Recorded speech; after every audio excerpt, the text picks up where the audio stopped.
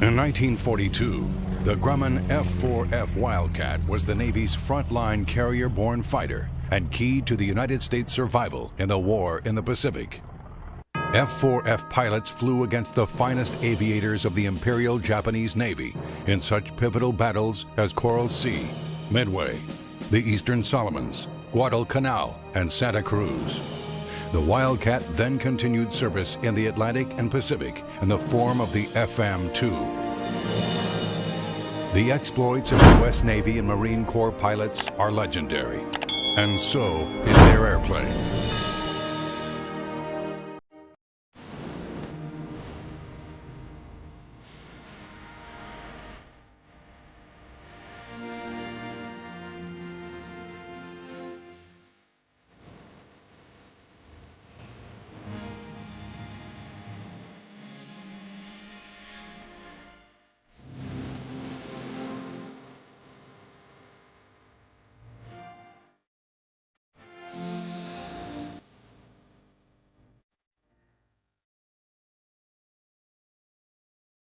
Just 2 decades after the Wright brothers flew from Kitty Hawk, the United States Navy began developing methods for taking air power to sea. One of the lessons of the First World War had been that air power would be the warfare of the future. Aircraft would take the war beyond the horizon, and aircraft carriers would meld air power with sea power. The first aircraft carrier for the Navy was the USS Langley. The more modern Saratoga and Lexington soon followed, and new types of airplanes were needed to fill their decks. Planes designed for short takeoffs and landings. The doctrine of the day called for scout bombers to locate the enemy, inflict damage, and then let the battleships finish the job. But the scout bombers would have to be protected against enemy fighters. The first fighter planes for the Navy were the Hawk series, designed by Curtiss. Early Curtiss designs were built with inline engines, but later designs, such as the BF-2C, utilized a radial engine. This engine type proved easier to maintain on board an aircraft carrier, and all subsequent carrier planes used this type of engine. Boeing soon took over the decks of the Saratoga and Lexington with their F-4B. Boeing's F-4B was compact and rugged and was used by both the Navy and the Army Air Corps in the form of the P-12. But in the mid-1930s, the Grumman Corporation would become a permanent fixture on U.S. Navy carrier decks. Among Grumman's first fighter designs were the F2F and the F3F. Both incorporated an all-metal fuselage and retractable landing gear designed to absorb the shock of carrier landings. The F3F was larger than the Curtiss and Boeing designs, but also more powerful. The F3F-2 was powered by the Wright R-1820 Cyclone engine and had a top speed of 264 miles per hour. As soon as the F3F joined the fleet, the U.S. Navy Bureau of Aeronautics began looking for its replacement. In March of 1936, the Navy awarded contracts to Grumman and Brewster for a new prototype capable of 300 miles per hour. Designers at Grumman had intended the XF4F to be another biplane. However, designers at Brewster were making a monoplane. Realizing that Brewster would have the advantage of a more modern design, Grumman resubmitted their design for the XF4F as a monoplane also. The XF4F-2's maiden flight was September 2, 1937, and the prototype was delivered to the Anacostia Naval Air Station in December. Competition trials between Grumman and Brewster's XF-2A began on March 1, 1938. During the trials, the Grumman prototype experienced engine problems, which ultimately led to the Brewster fighter winning the competition. In June, the Navy awarded Brewster a contract for 54 of their nimble F-2A fighters. Although Grumman had lost the competition, the Navy still had interest in their fighter. Grumman set about redesigning the F4F. The new Pratt & Whitney R1830-76 engine was installed, and the tail and wingtips were extended and squared off.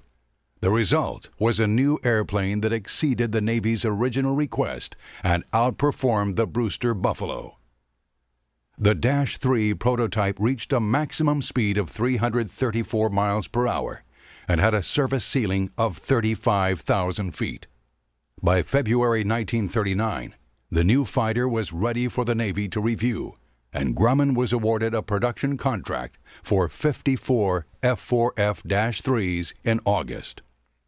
Delivery of f4fs began in late 1940 after war had already begun in Europe.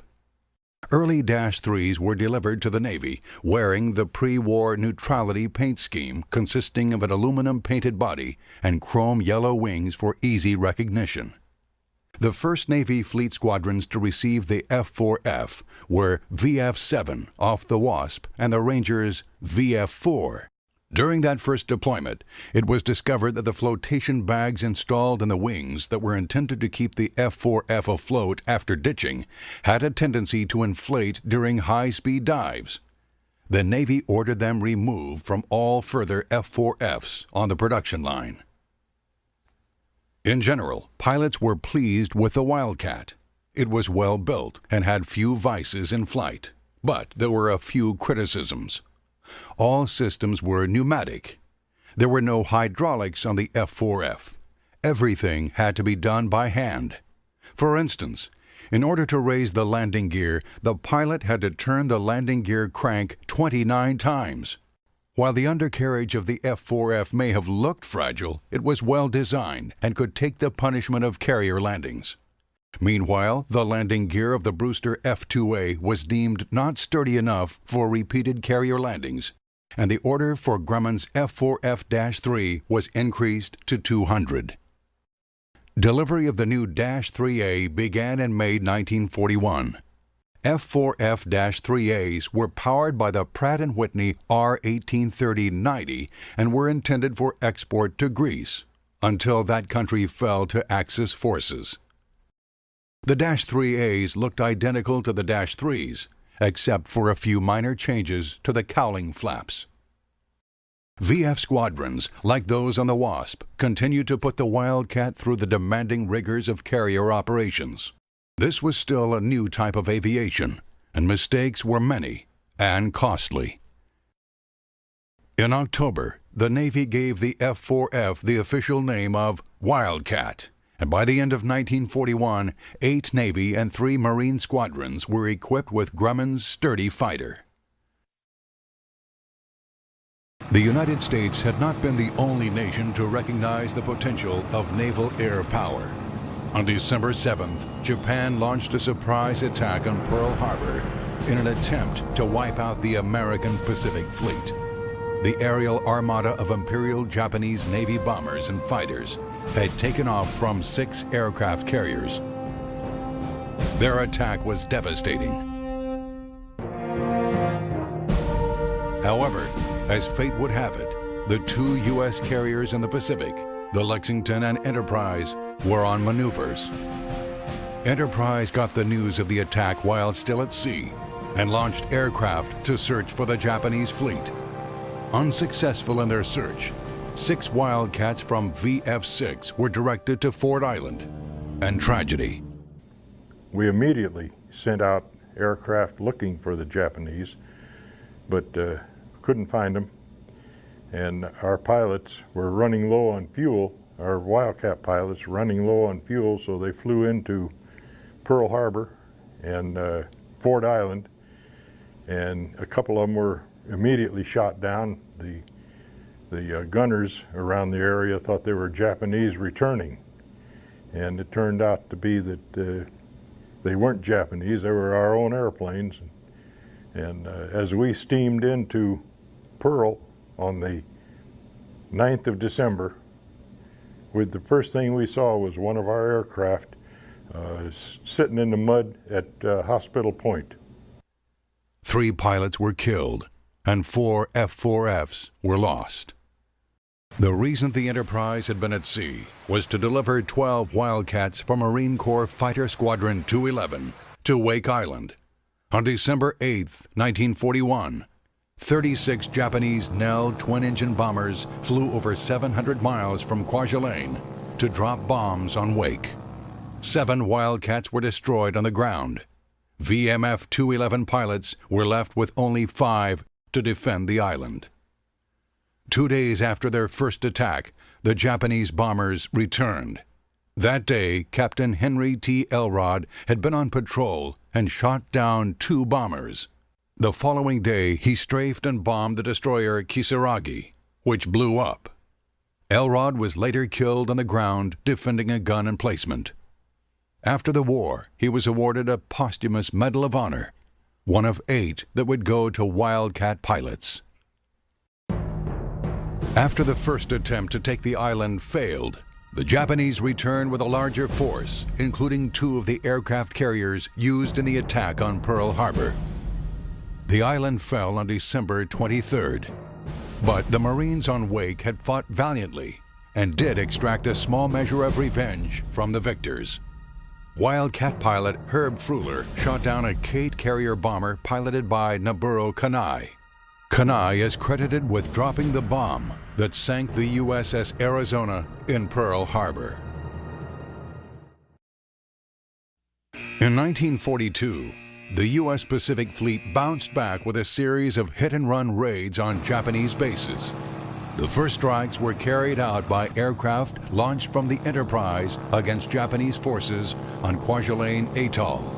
Covering the attack were f4fs from Wade McCluskey's VF-6.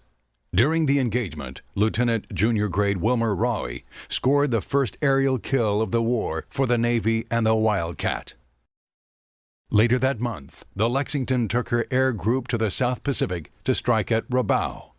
However, the task force was detected by the Japanese, and 17 land-based Betty bombers were sent to deal with it. Radar on board the Lexington discovered the approaching bombers, and Lieutenant Commander Jimmy Thatch's Wildcats from VF-3 were launched to greet them. During the interception, Lieutenant Edward Butch O'Hare became the Navy's first ace of World War II. Butch O'Hare was a graduate of the Naval Academy and had been assigned to VF-3 in 1940. He was an experienced carrier pilot and a very good shot. When Lieutenant Commander Ito's squadron began their attack on the Lexington, O'Hare and his wingman were directed to intercept them and dove into the attack. With expert marksmanship, O'Hare dispatched his targets one by one. He shot down 3 bombers and mortally wounded 2 others. His final victim, Lieutenant Commander Ito's lead bomber, already trailing smoke, tried desperately to reach its target, but finally fell to the Lexington's anti-aircraft guns. This dramatic aerial battle took place in view of those on board the carrier. For this action, O'Hare was awarded the Medal of Honor. Promoted to Lieutenant Commander, O'Hare returned to combat in 1943. As Carrier Air Group Commander on board the Enterprise, he was instrumental in developing combined night fighter tactics. O'Hare was killed during a night interception of a Betty bomber approaching the Enterprise. The circumstances of his death have never been fully determined. Today, the busiest airport in the world bears his name. On February 24th, TBDs from the Enterprise bombed the Japanese on Wake Island. VF-6 provided cover for the bombers. The Enterprise then performed a pre-dawn strike against Marcus Island before returning to Pearl. In March, Lexington and Yorktown teamed up for a combined effort against Japanese shipping at Lae, New Guinea. Wildcats from VF-3 and VF-42 escorted the TBD and SBD bombers, but met no opposition. While Enterprise had been at Pearl, she received the new f4f-4. The -4 incorporated a major change in the design of the Wildcat. Instead of fixed wings, Wildcats now had folding wings, which allowed for more room above and below decks. Grumman also increased the armament from 4 50-caliber machine guns to 6. However, the weight of the extra machine gun and the wing folding mechanism meant that the total number of rounds of ammunition per gun had to be decreased. Experienced pilots were not pleased with the new configuration. Even though the new -4s had more machine guns, Wildcat pilots now had less firing time to use them. After early carrier trials, pilots complained that the newer Dash 4 Wildcat did not perform as well in the air as the earlier Dash 3. The Dash 4 was still too heavy. To save more weight, Grumman removed the wing folding mechanism. From that point on, Wildcat wings had to be positioned manually by crews on deck. On April 8th, the Enterprise was back at sea. VF6 was still familiarizing themselves with their new Dash 4s. Routine carrier air patrols, known as CAPs, were still the order of the day. On the 13th, the Enterprise met up with the aircraft carrier Hornet. Off in the distance, we saw another aircraft carrier, and we couldn't figure out what that aircraft carrier was loaded down with. Turned out that it was the Hornet, loaded down with B-25s. We speculated, well, we're going to take those airplanes down to one of the islands and leave them.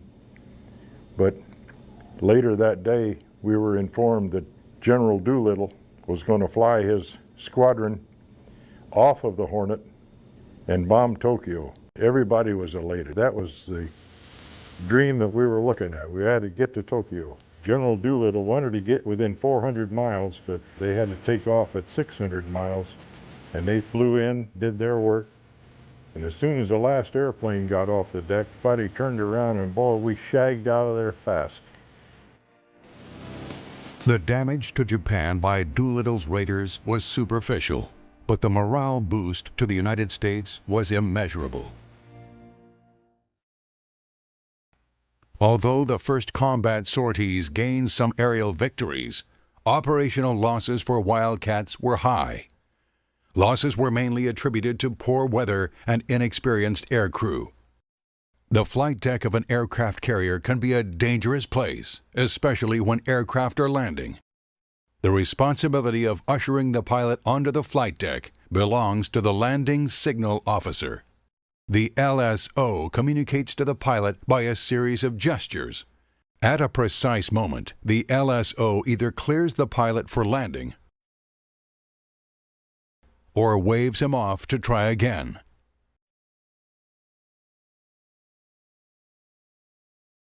Once cleared to land, the carrier's trapping system goes into effect.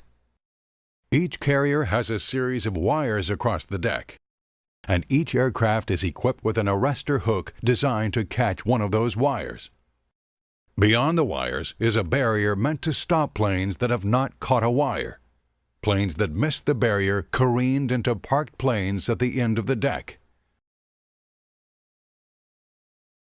Everyone worked as a team to make sure that planes landed safely. In early May, Yorktown and Lexington were sent to the Coral Sea to hit Tulagi in the Solomons and to intercept a Japanese troop convoy heading for Port Moresby, New Guinea.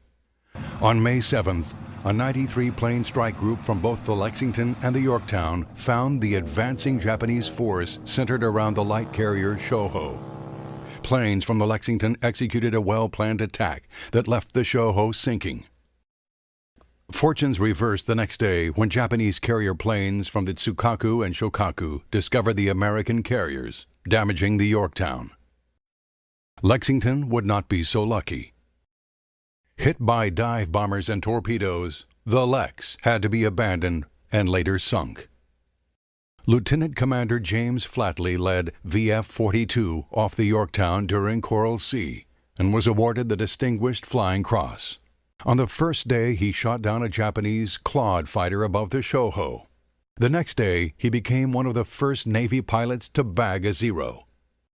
Flatley's report on the Mitsubishi fighter was that it was superior to the f4f in nearly every aspect. It was faster, more maneuverable, and could climb better than the Wildcat.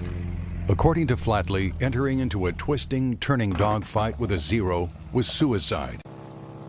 Better tactics incorporating a hit-and-run mentality would have to be implemented, and soon.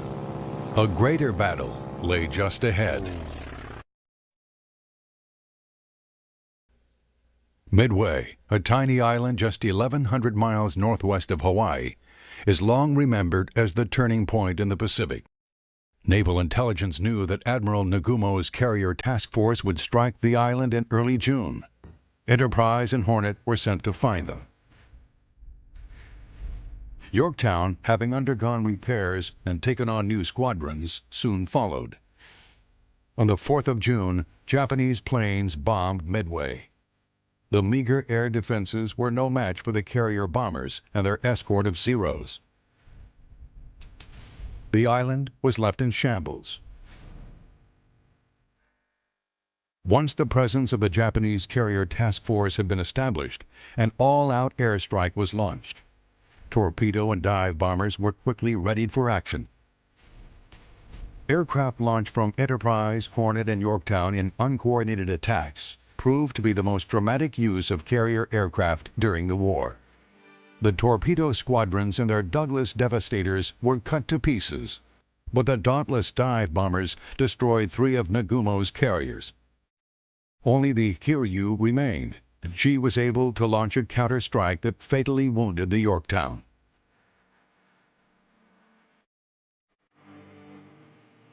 Later, SBD dive bombers returned to the Hiryu and sent her to rest with her sister carriers. Throughout the Battle of Midway, Wildcat pilots carried out escort duties and caps. 6 Wildcats from Jimmy Thatch's VF-3 escorted torpedo bombers from the Yorktown. Thatch employed his beam defense tactics and claimed 3 Zeros shot down. Later, in defense of the Yorktown, Thatch shot down the Kate torpedo bomber flown by Joichi Tomonanga, the leader of the attack on Midway.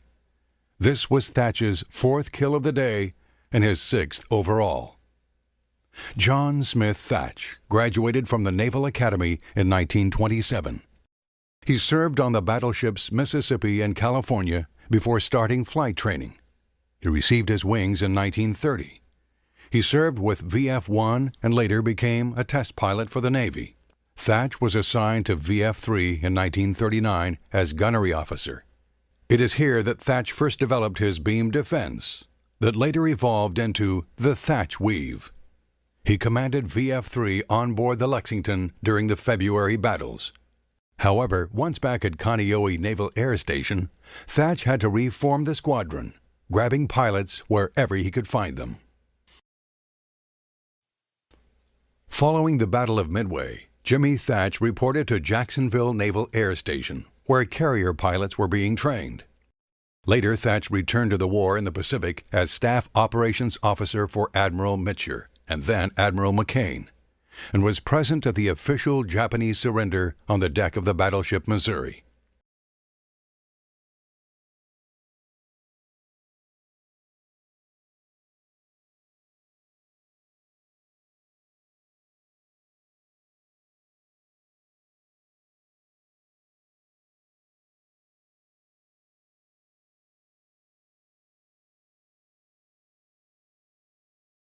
Other VF-3 pilots became aces at Midway. Walter Haas added a torpedo bomber to his score. Haas was the first Navy pilot to shoot down a Zero back at Coral Sea.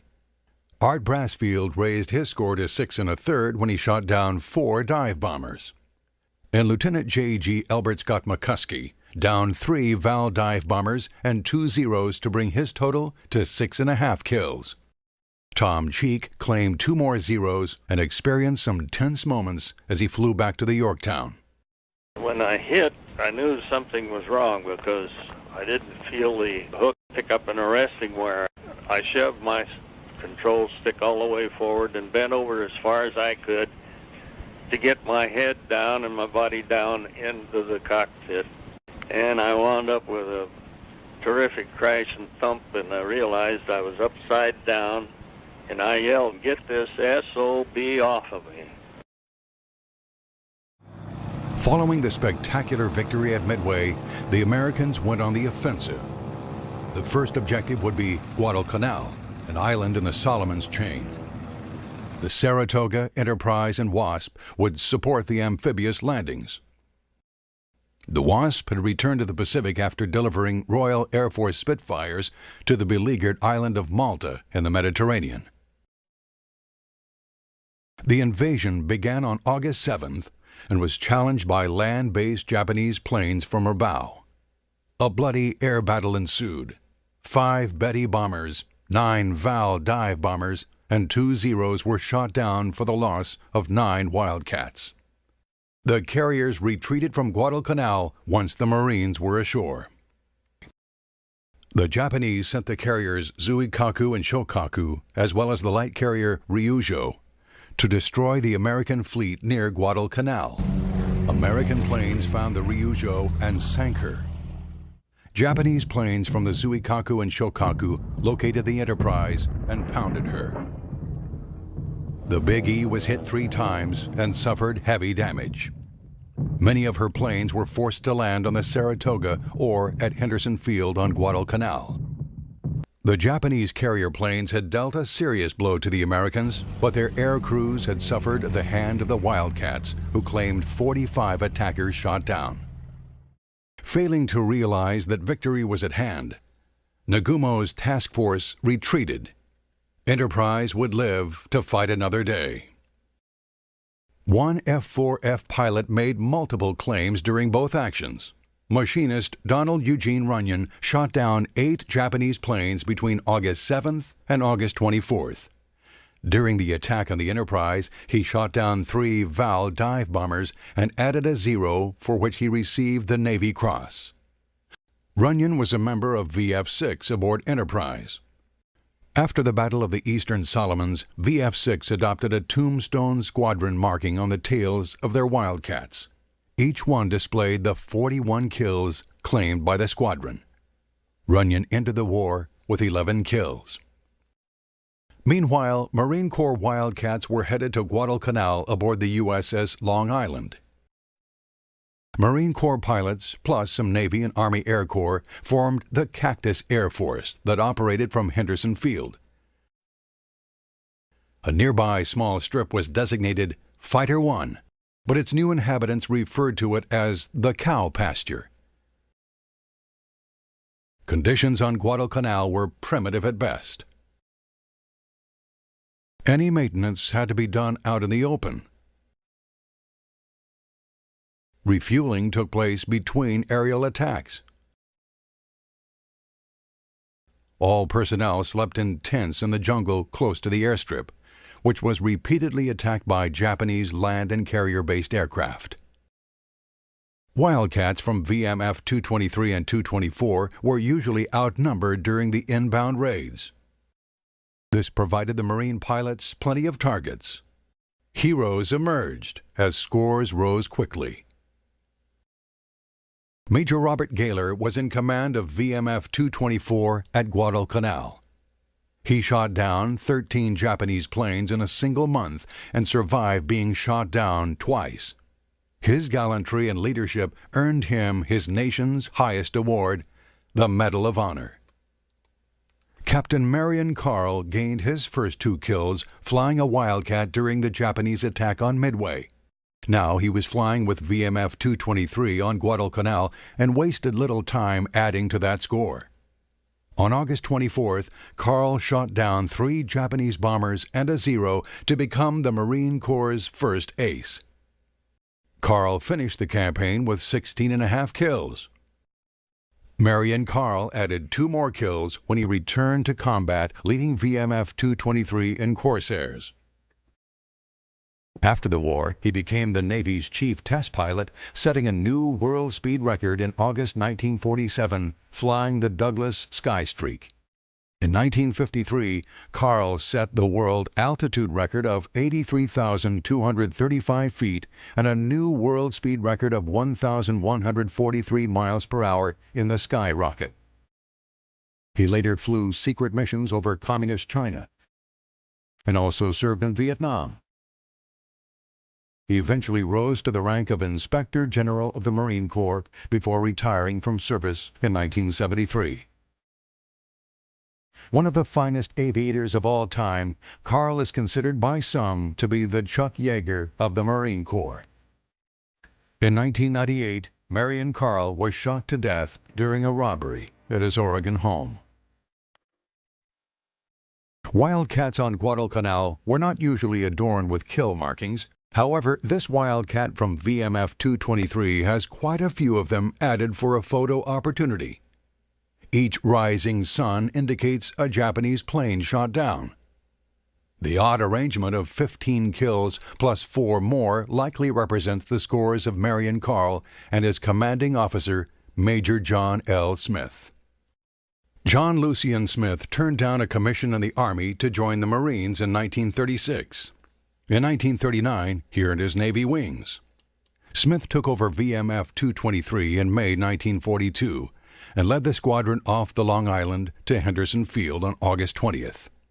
In the following 8 weeks, he destroyed 19 Japanese aircraft.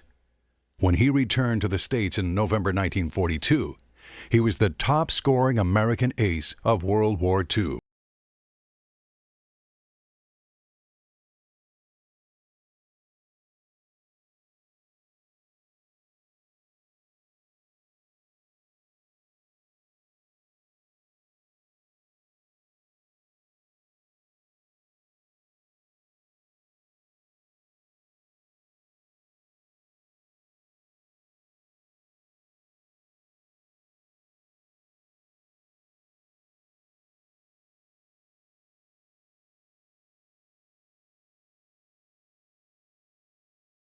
Admiral Nagumo tried again to reinforce Guadalcanal in late October, and again the American task force intercepted them, this time near the Santa Cruz Islands.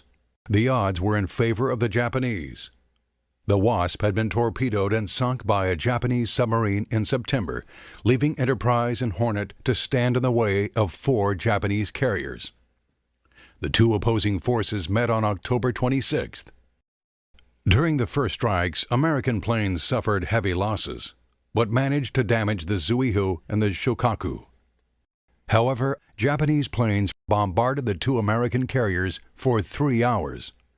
Enterprise somehow escaped serious damage, but the Hornet did not. Hornet desperately tried to evade her attackers, but sustained 3 bomb hits and as many torpedoes.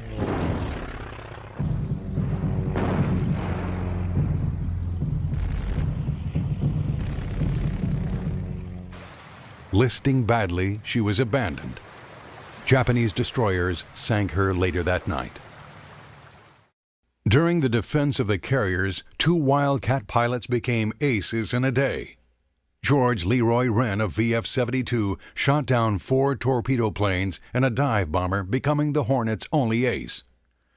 Lieutenant Stanley Swede Veitaza scored his first 3 kills flying an SBD at Coral Sea. During the Santa Cruz battle, Veitaza shot down 7 Japanese carrier bombers while defending Enterprise. Veitaza is seen here with Lieutenant Commander Jim Flatley and Lieutenant John Lepla. Lepla had almost made ace flying a Dauntless during the Coral Sea battle. At Santa Cruz, he scored a kill in a Wildcat as a member of Flatley's VF-10, but was shot down and killed in combat with Zeros. New squadrons took over at Henderson Field. VMF 121 and 112 arrived in October. VMF 212 arrived soon after. In November, the Japanese made another ill-fated attempt to wrestle the island from the Americans. The Wildcats never had a problem finding targets, and scores continued to rise.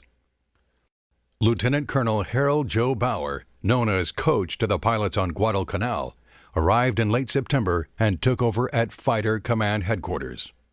He flew combat missions and racked up 10 kills in a little over a month. On November 14th, he went down into the sea during a strafing mission and was never found. He was awarded a posthumous Medal of Honor. Captain Joe Foss of VMF 121 scored his first kill on October 13th, a Zero. Within a month, he became the first American ace in World War II to reach 20. Early in 1943, he shot down 3 Zeros, which made him the first to reach Eddie Rickenbacker's World War I score of 26, and the highest-scoring Wildcat ace. He was the 6th Wildcat pilot to be awarded the Medal of Honor. 8 Wildcat pilots received the Medal of Honor, half of the total awarded to fighter pilots in the Pacific. In early 1943, Captain Jefferson DeBlanc destroyed 5 Japanese aircraft in a single day, but was forced to bail out of his badly damaged Wildcat. For that action, he received the Medal of Honor. The final Wildcat pilot to be awarded the Medal of Honor was James Sweat of VMF 221. On April 7th, Sweat shot down 8 Japanese dive bombers before exiting his mortally wounded f4f. At Henderson Field, the Navy endured the same hardships as the Marines and shared in the successes as well. VF-11 was the highest-scoring Wildcat squadron, including the Marines, from January to August 1943. Vernon Graham of VF-11 became an ace in a day on 12 June when he shot down 5 Zeros. The first year and a half of the war in the Pacific had been costly. The United States Navy had lost 4 of her carriers in as many engagements. Wildcats had fought in every air battle. It is estimated that from Pearl Harbor through the Guadalcanal campaign, 1 out of every 5 f4f pilots became a fatality. The other side of the ledger showed that over 50 Wildcat drivers had achieved ace status by shooting down 5 or more enemy planes. Designers at Grumman considered more uses for the Wildcat. One design was a Wildcat float plane designated as the f4f-3S. Known as the Wild Catfish, the -3S never went into production. However, the f4f-7, a dedicated reconnaissance version of the Wildcat, did see production. The -7 had non-folding wings, and the machine guns were removed to make room for extra fuel. The 2 pipes protruding from the tail were for dumping fuel in case of emergency. The -7's combat debut was at Guadalcanal, flying long-range reconnaissance missions up the slot. By late 1943, the f4f had been relegated to a training role and could be found at naval air stations throughout the United States, such as Norfolk, Jacksonville, and San Diego. This Wildcat was photographed at the Navy Pre-Flight School in Chapel Hill, North Carolina. Even training could be hazardous. I had to bail out once of a Wildcat, and that was in my training at Jacksonville. And we were on a gunnery flight, and there was 7 of us in the flight, and the instructor was tow. Had to tow, and he got the tow foul, and he ordered by radio for the next senior man to leave, which was not me, but we wanted to take the flight and practice formation. And we went out, and he put us, he went for a right echelon, which would put us all in the right. And the man was flying on my left. He was to come under me, and he came under and hit me and my propeller and just about wiped out him. And we both went down. I got out of there in a hurry, and sorry to say, but the other man didn't fare so well. He went down with his airplane. Grumman ceased production of the f4f in 1943 in favor of the f6f. The Hellcat, which was designed specifically to tackle the Zero, took over the decks of the carriers in the summer of 1943. Earlier in the spring, the Marine Corps had already begun replacing the Wildcat with Vaught's F4U Corsair. But the story of the Wildcat doesn't end here. In fact, the combat history of the Wildcat didn't even start in the Pacific. The Wildcat first entered combat in the Royal Navy as the Martlet. Fleet Air Arm Martlets destroyed a German Luftwaffe Ju-88 reconnaissance bomber on Christmas Day 1940, nearly a year before the Japanese bombed Pearl Harbor. The British used Martlets for convoy escort duty in the Atlantic and the Mediterranean, as well as anti-submarine patrols.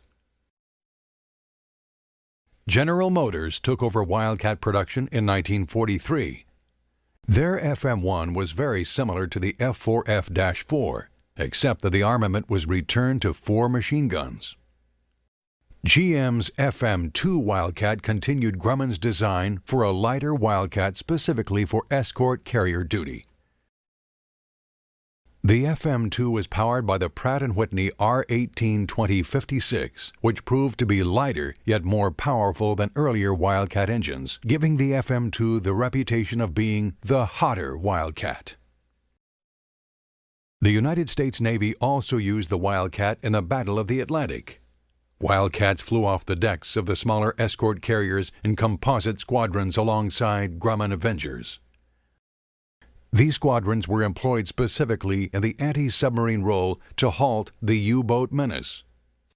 Seen here in the Atlantic paint scheme are F4Fs and FM-2s on the USS Core.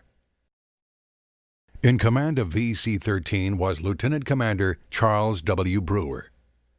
Brewer led 2 successful attacks against U-boats in 1943.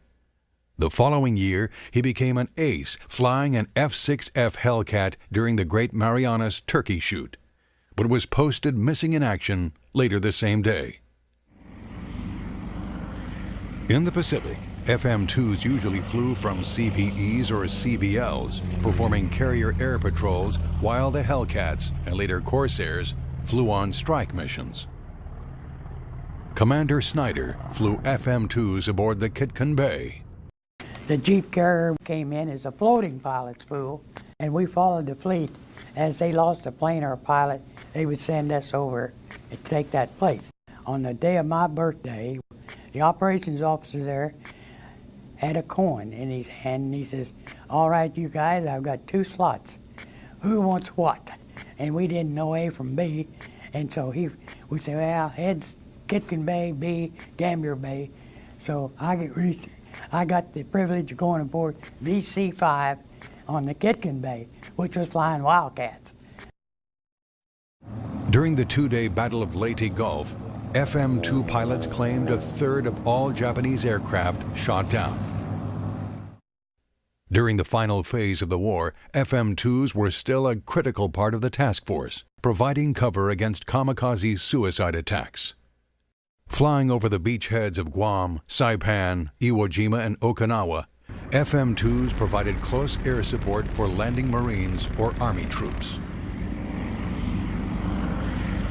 FM-2s were also used as spotters for naval gunfire from battleships and cruisers against shore installations. Production of FM-2s ended in May 1945.